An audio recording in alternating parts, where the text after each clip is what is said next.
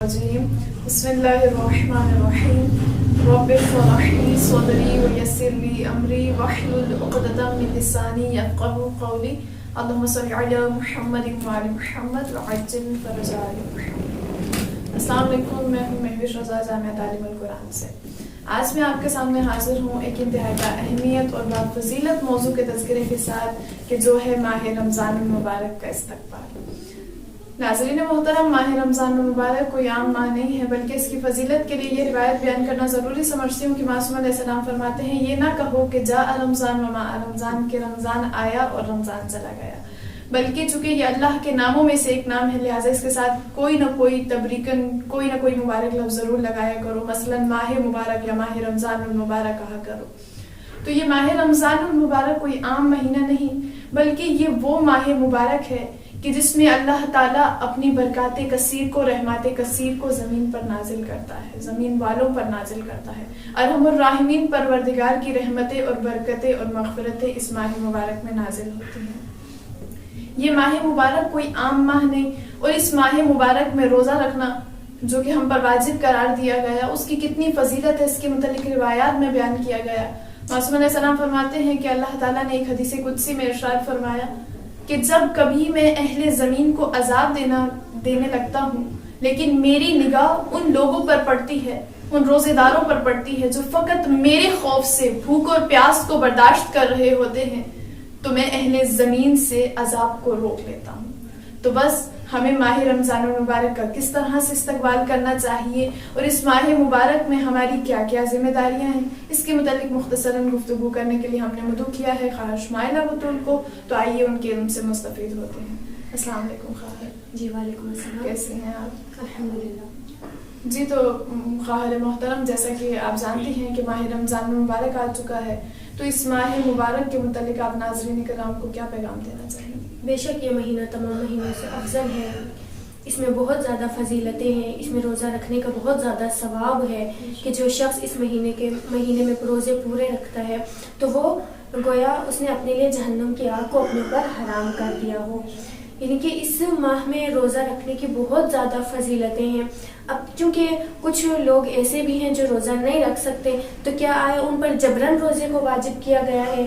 ایسا نہیں ہے، بلکہ کچھ لوگ ایسے ہیں جو روزہ نہیں رکھ سکتے، تو خداوند متعال نے ان کے لیے بھی جو ہے وہ معافی دے رکھی ہے۔ مگر جو کہ روزہ رکھ سکتے ہیں انہیں چاہیے کہ اس مہینے میں روزے پورے رکھیں۔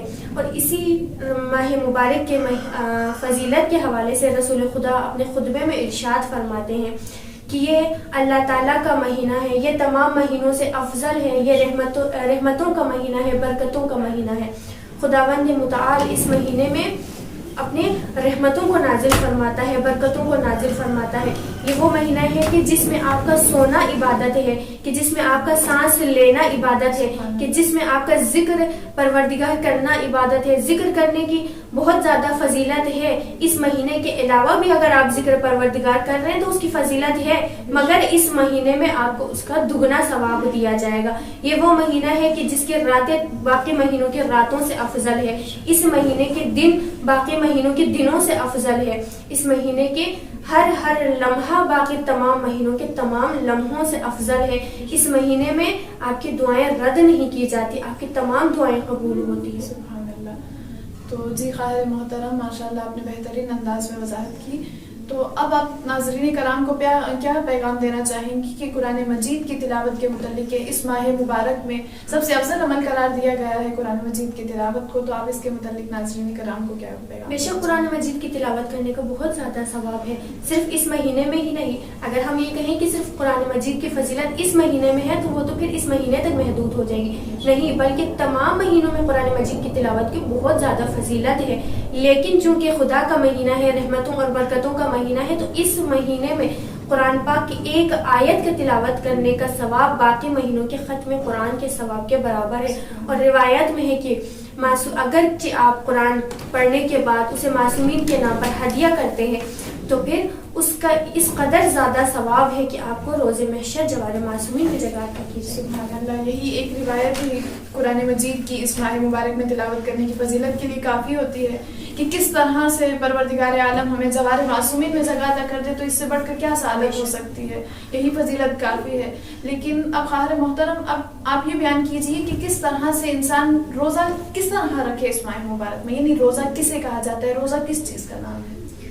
روزہ چونکہ ہم نے تو بھوک پیاس کے نام تک محدود کر رکھا ہے، لیکن اصل معنوں میں اگر دیکھا جائے تو روزہ صرف بھوک پیاس کا نام نہیں ہے، بلکہ روزہ اس احساس کا نام ہے کہ جس میں آپ خدا کے خوف سے بھوک پیاس برداشت کرتے ہیں، اور اس بھوک پیاس کو برداشت کرنے کی وجہ سے آپ ان لوگوں کی بھوک پیاس کے سختی کو محسوس کرتے ہیں جو باقی مہینوں میں فقر و فاقے کی وجہ سے بھوکے پیاسے رہتے ہیں. ان کا آپ کے اندر یہ احساس پیدا ہونا، یہ آپ کے اندر جو احساس پیدا ہو رہا ہے، یہ بات آپ گواہی دے رہی کہ واقعاً آپ نے روزہ رکھا ہے. اور روزہ صرف ہمارے جو ہے یعنی بھوک پیاس کا نام نہیں ہے، بلکہ روزہ ہمارے صرف پیٹ کا خالی رکھنا، ٹھیک ہے، اس کو روزہ نہیں کہتے، بلکہ روزے کا مطلب ہے کہ ہمارے جسم کے تمام اعضاء کا روزہ ہونا چاہیے.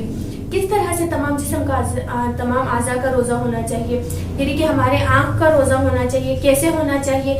کہ ہماری آنکھیں کسی نامحرم کو نہ دیکھیں، ہماری آنکھیں کسی ایسی چیز کو نہ دیکھیں کہ جس سے خداوند متعال نے منع کیا ہے. ہمارے منہ کا روزہ ہونا چاہیے. کیسے ہونا چاہیے؟ کہ ہم زبان سے جھوٹ نہ بولیں، کسی پر تہمت نہ لگائیں، کسی کی برائی نہ کریں. اگر ہم کر رہے ہیں، کسی پہ تہمت لگا رہے ہیں، کوئی جھوٹ بول رہے ہیں، تو ہمارا روزہ باطل ہے. اسی طرح ہمارے کان کا روزہ ہے. کس طرح سے ہے؟ کہ کسی کی غیبت نہ سننا، کیونکہ غیبت کرنے والے کا جتنا گناہ ہے، سننے والے کا بھی اتنا ہی گناہ ہے. لہٰذا ہمارے کان کا روزہ اس طرح سے ہے کہ کسی کی غیبت نہ سننا، ایسی چیزوں کا نہ سننا جیسے موسیقی وغیرہ کا نہ سننا. یہ تمام چیزیں اس میں شامل ہے. اب جسم کے تمام اعضاء کا تو روزہ ہے ہی، لیکن یہ 3 چیزیں اہم تھی، اس لیے بیان کیا. اور بھی ہمارے بہت زیادہ ذمہ داریاں ہیں، لیکن ان چیزوں سے جب ہم پرہیز کریں گے تب جا کے اصل معنی میں یہ کہا جائے گا کہ آپ نے واقعاً روزہ رکھا ہے. ماشاءاللہ، سبحان اللہ. پروردگار ہمیں حقیقی معنوں میں اس ماہ مبارک کی فضیلت اور عظمت کو درک کر کے صحیح معنوں میں روزہ رکھنے کی توفیق دے.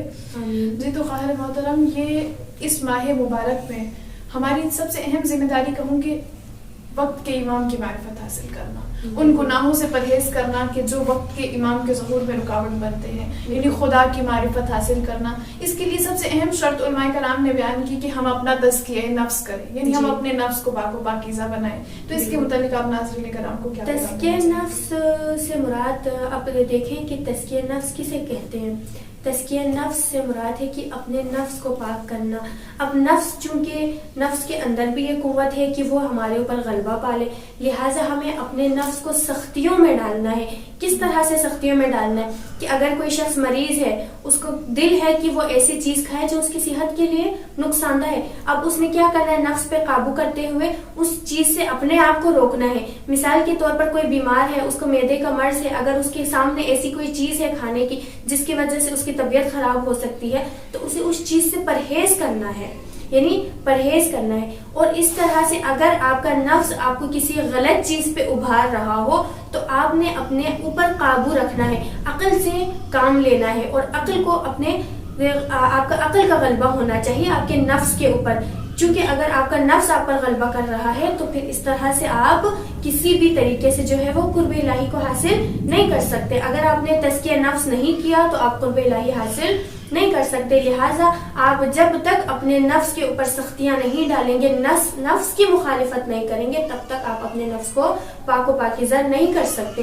کہ جس کے متعلق قرآن مجید میں بھی خداوند متعال فرما رہا ہے کہ اے نفس مطمئنہ پلٹ آ اپنے پروردگار کی طرف. یعنی کہ جو نفس مطمئنہ کو اپنے نفس کو پاک و پاکیزہ کرتا ہے وہ خدا کی طرف پلٹ سکتا ہے. یعنی وہ شخص کامیاب ہوا کہ جس نے اپنے نفس کا تزکیہ کیا. جی، جیسا کہ قرآن میں فرمائے گا قد افلح من زکا. بے شک پروردگار ہمیں توفیق دے کہ ہم اس ماہ مبارک میں اپنا تزکیہ نفس کر سکیں اور ان تمام اعمال کو انجام دے سکیں جو ظہور امام اور قربت امام اور خوشنود